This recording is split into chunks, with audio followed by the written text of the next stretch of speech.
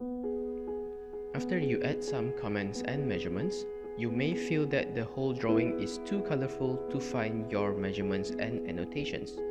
Show drawing in gray allows you to view your measured items and annotations easily.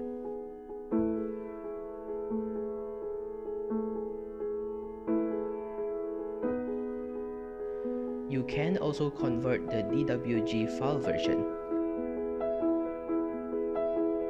and partially export the drawing without spending so much time on editing.